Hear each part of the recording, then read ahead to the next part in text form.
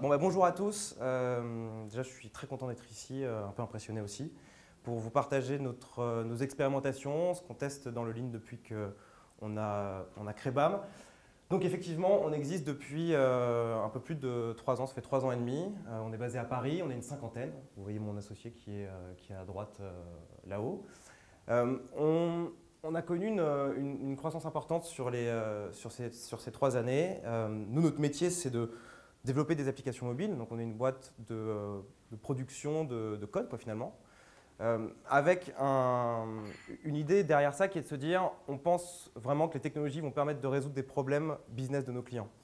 Donc on a toujours la même manière de travailler, qui est de partir d'un problème, de constituer une équipe, de commencer à coder la solution avec notre client pour résoudre son problème. Et pour ça, qu'on travaille avec des startups, des grands groupes, des PME. Aujourd'hui, on a un peu toute cette population, ce type d'entreprise. On intervient de la même manière. On constitue une équipe, on travaille avec le métier, on essaie de rassembler dans cette même équipe l'ensemble des compétences qui vont être nécessaires pour aller de l'idée jusqu'à la production.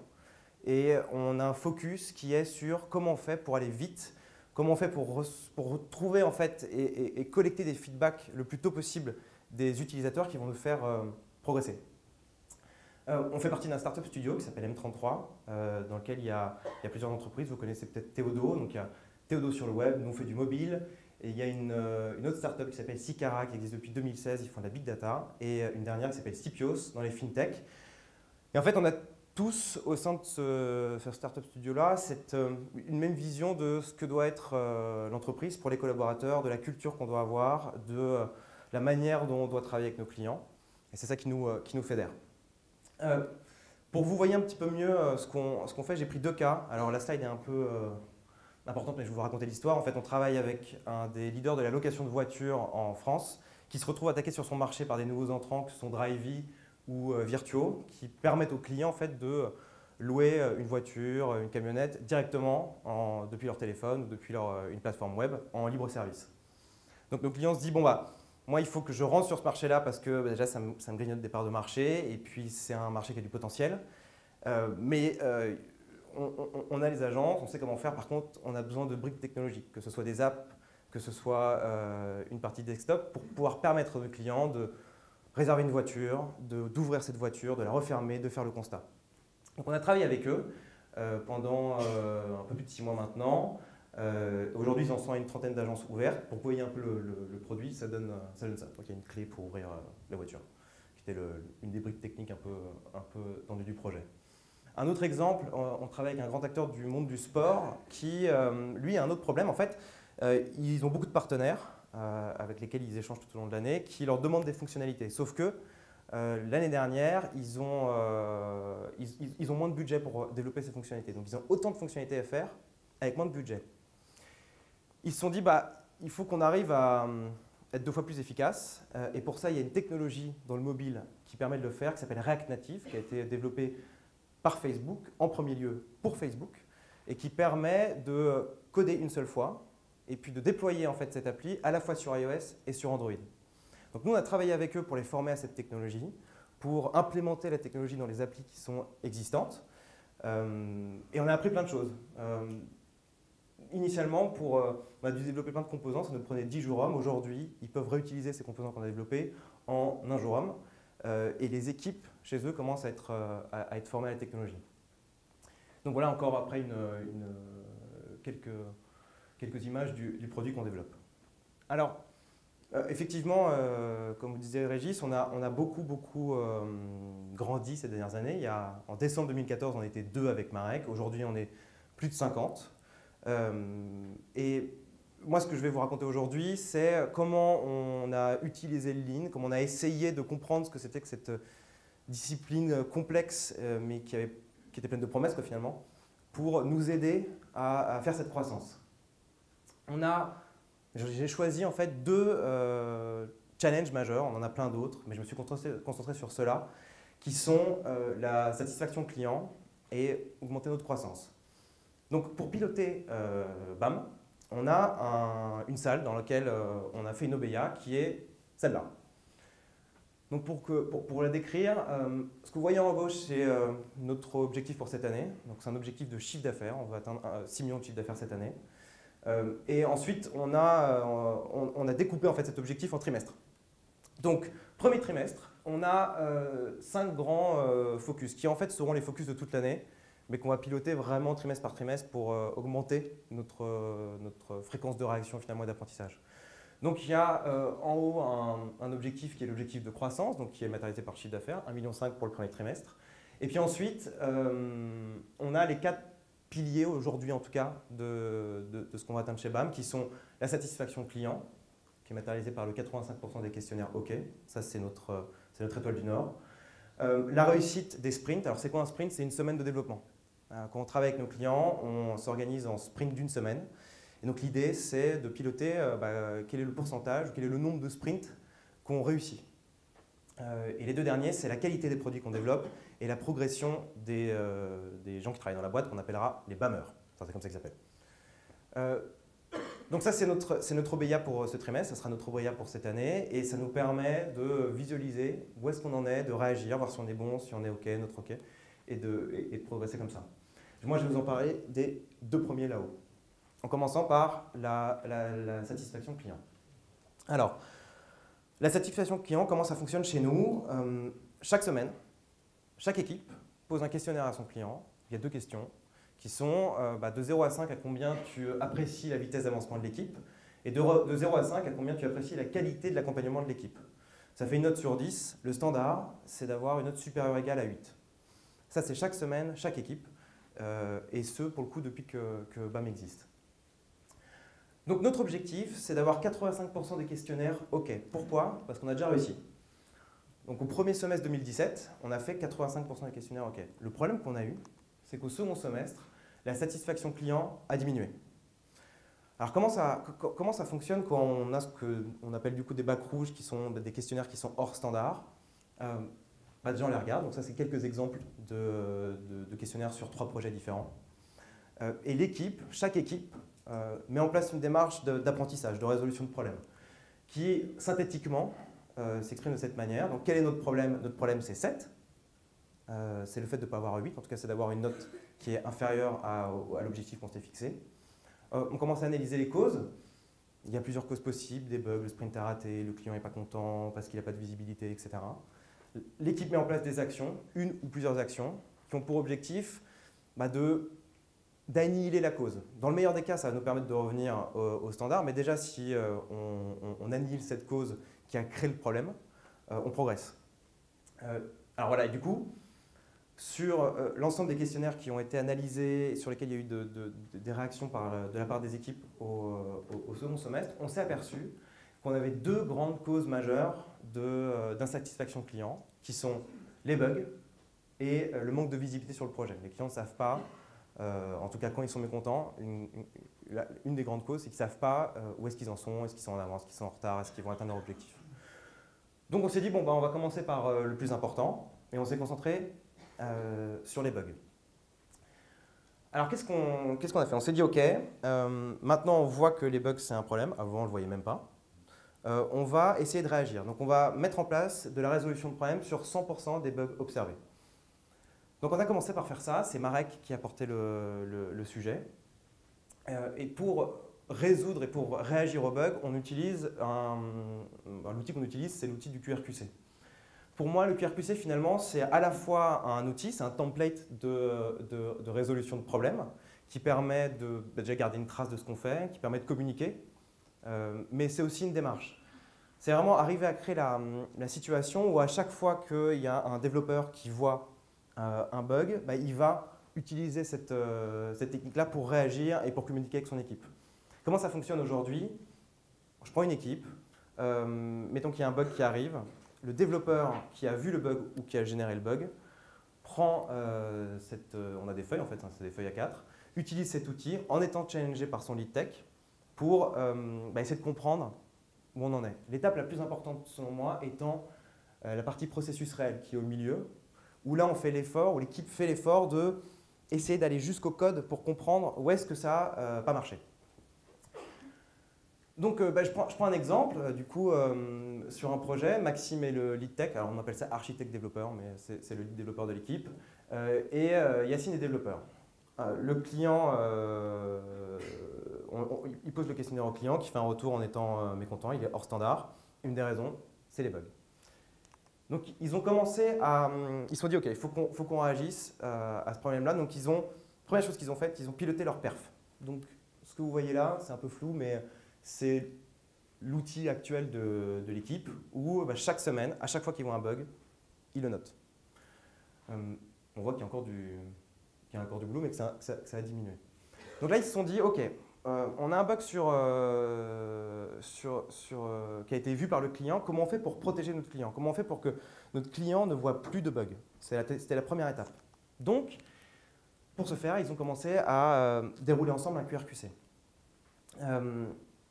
Ils sont aperçus en fait en réfléchissant, en regardant ce qui s'était passé, que le bug était survenu sur un téléphone qu'ils n'avaient pas testé. Comment ça fonctionne? La journée d'un développeur, il prend une fonctionnalité, il code cette fonctionnalité, ça lui prend mettons une demi-journée. Une fois qu'il a terminé de coder sa fonctionnalité, nous on travaille sur du mobile, donc il faut qu'on teste sur différents téléphones. Ça peut être des téléphones Android, ça peut être des téléphones, ça peut être des iPhones, c'est assez varié et c'est une des complexités du mobile d'ailleurs parce qu'il y a beaucoup de cas différents.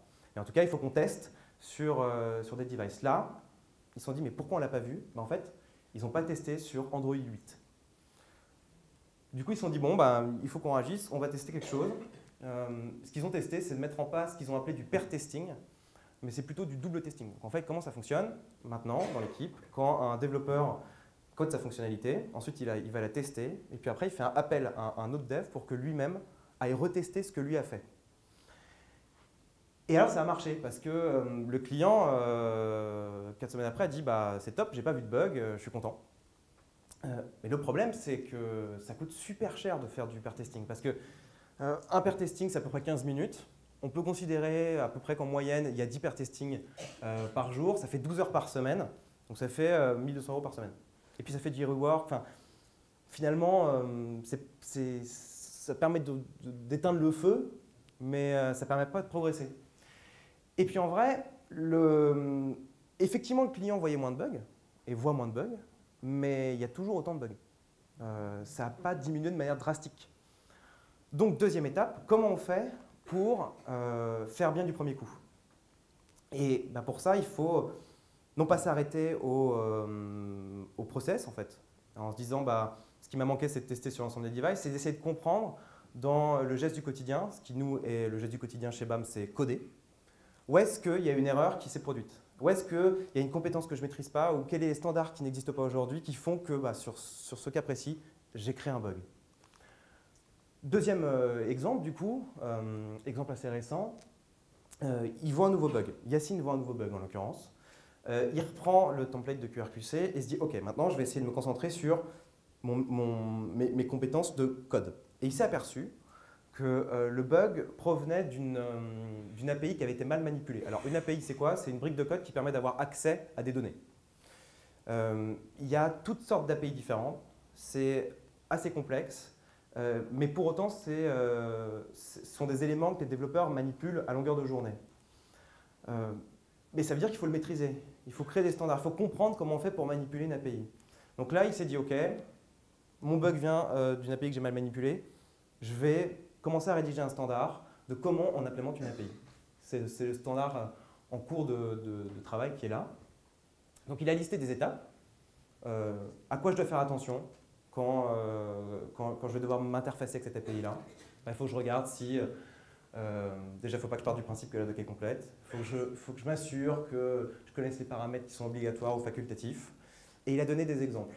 Parce qu'en fait le but de ce standard-là, c'est pour lui, pour que lui, derrière, il puisse le reprendre au moment où il va devoir, il va à nouveau confronter en fait, à la manipulation de cette API.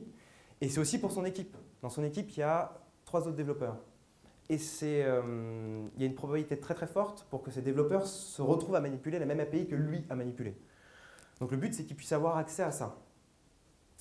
Et dans un deuxième temps, le but, c'est que l'ensemble de BAM puisse avoir accès à ça.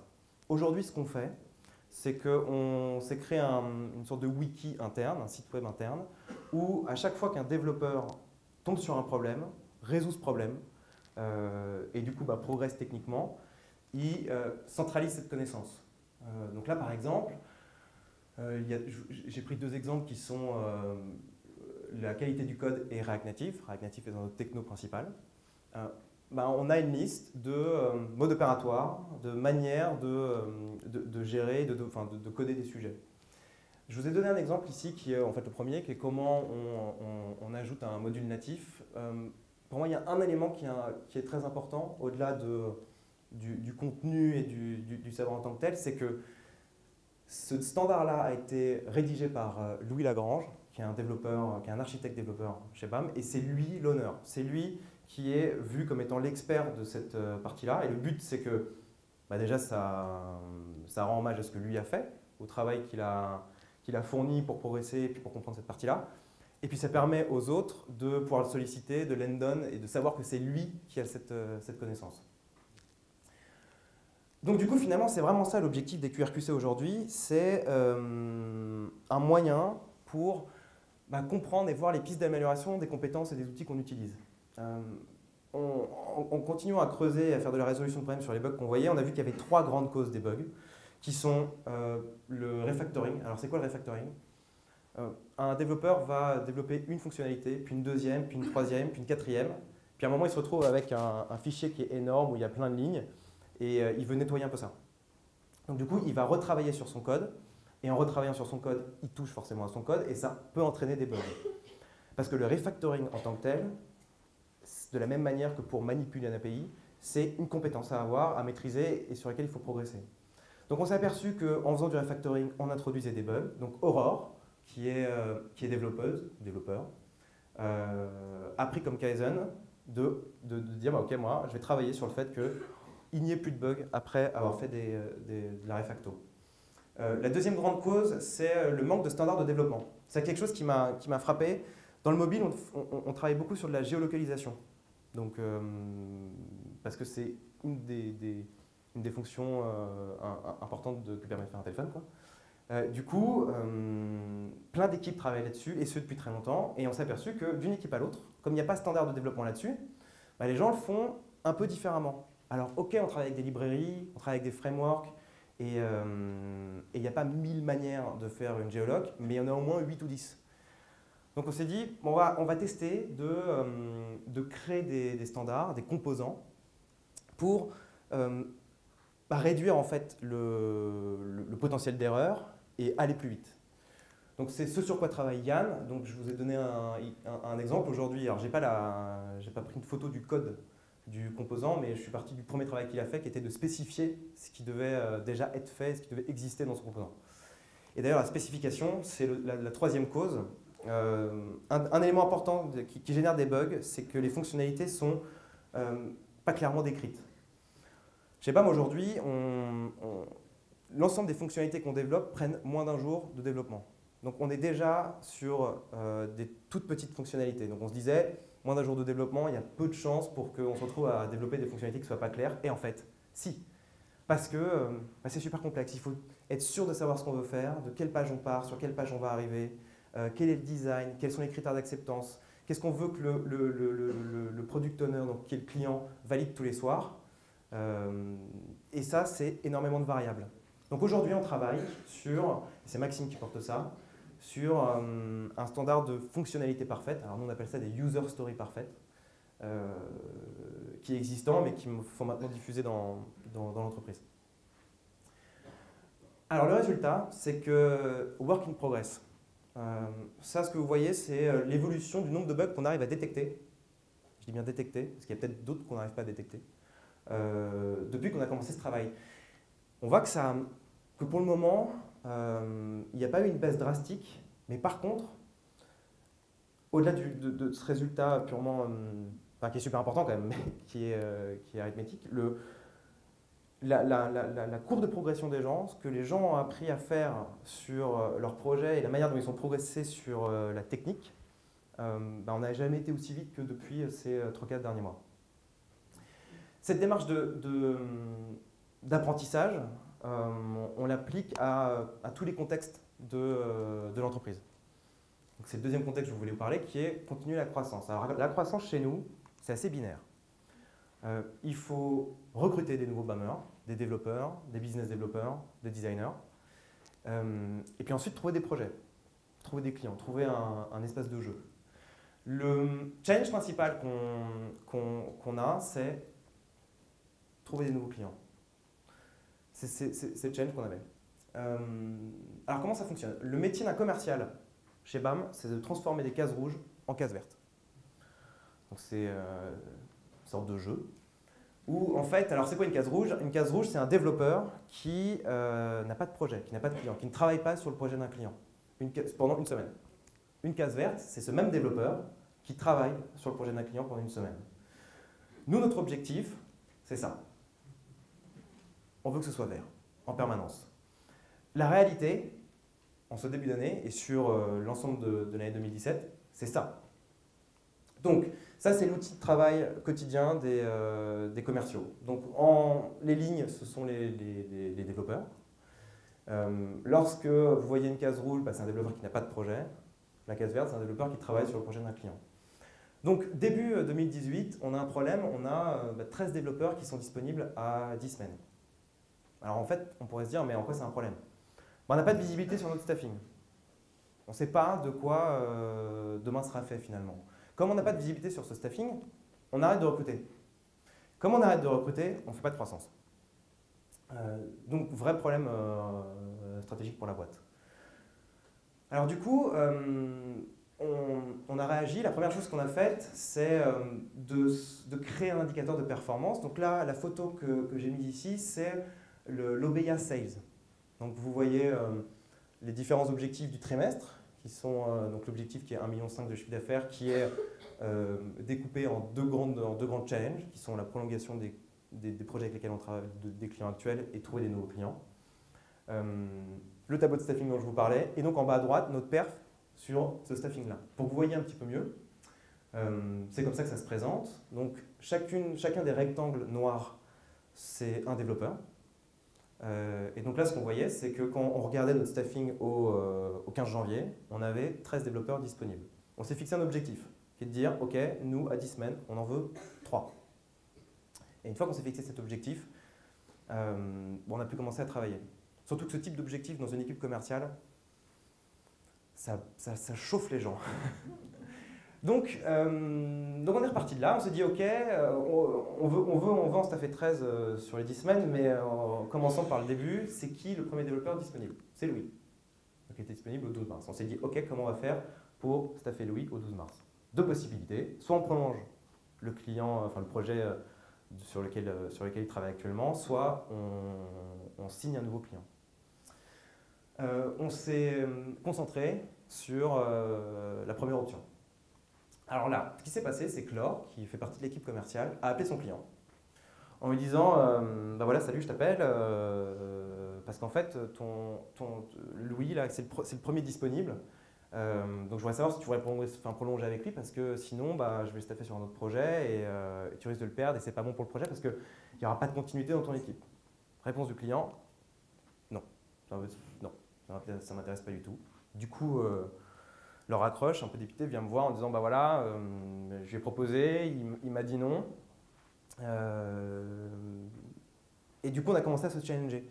On s'est dit ok, mais je lui ai dit mais pourquoi ton client a dit non? Pas trop de réponse. Pourquoi? C'est quoi le cas de figure? Est-ce que ton client est content? Est-ce qu'il est mécontent? Est-ce que le projet réussit? Est-ce que vous avez de l'avance, du retard? Je ne savais pas trop. Donc, elle a été voir son équipe pour déjà prendre les infos. Pour être capable de dire concrètement, bon bah voilà, aujourd'hui le projet se passe bien, mais il y a tel défi, il y a des nouvelles fonctionnalités que tu veux développer, on est en avance, on est en retard, être capable de donner de la visibilité. Elle a rappelé son client, qui du coup lui disait mais moi je ne peux pas te dire oui parce que je ne sais pas en fait. Je ne sais pas où on en est, je suis incapable de te dire si dans 5 ou 6 semaines j'aurai besoin de Louis, franchement, je ne sais pas. Elle a refait une presse, elle a présenté tout ça en disant ok, voilà où on en est, voilà pourquoi ça a de l'intérêt pour toi de prolonger, si tu ne prolonges pas, qu'est-ce qu'on pourrait faire d'autre? Et finalement, il a dit oui et on a staffé Louis. Et alors, ce qui est intéressant dans ce que j'ai trouvé en tout cas intéressant à ce moment-là, c'est que si on revient tout à l'heure à la première partie qui était la partie satisfaction client, il y avait deux causes sur lesquelles il fallait vraiment qu'on progresse, qui sont les bugs, et la deuxième, c'était le manque de visibilité. Et alors on s'en est aperçu parce que, effectivement, on avait ces retours des clients, puis on s'en est aussi aperçu au moment où le sales voulait prolonger. Donc maintenant, on teste ce nouvel outil qui a été tiré par Cécile, qui est ce qu'on appelle le plan vers le succès. Donc chaque semaine, et ça c'est vraiment l'outil du projet du client dont je vous parlais, on dit voilà l'équipe qui est staffée, voilà les fonctionnalités sur lesquelles on est en train de travailler, donc les grosses fonctionnalités sur lesquelles on est en train de travailler. Est-ce qu'on est en retard? Est-ce qu'on est en avance? Quels sont les obstacles? Est-ce que les obstacles on est en train de les lever ou est-ce qu'on n'arrive pas du tout à les lever? Et ça marche parce que les retours des clients sur l'absence de visibilité ont beaucoup diminué. Finalement, l'expérimentation, ou ce qu'a testé Laure sur son client, ça a fonctionné. Donc maintenant, on a un nouveau standard qui est de dire, quand ton projet a commencé depuis 2-3 semaines, toi, en tant que directeur projet, en tant que commercial, tu dois faire un point ultra cadré avec ton client pour dire, voilà où on en est, est-ce qu'on réussit, est-ce qu'on n'est pas en train de réussir, et comment on va progresser ensemble. Il y a d'autres expérimentations qui ont été menées, notamment une sur de manière générale, comment on fait à quel moment on doit aller voir un client pour prolonger, qu'est-ce qu'on doit lui dire. L'ensemble de ça, plus des nouveaux clients qu'on a signés, nous ont permis de passer de 13 développeurs qui étaient disponibles à 10 semaines à 2 développeurs.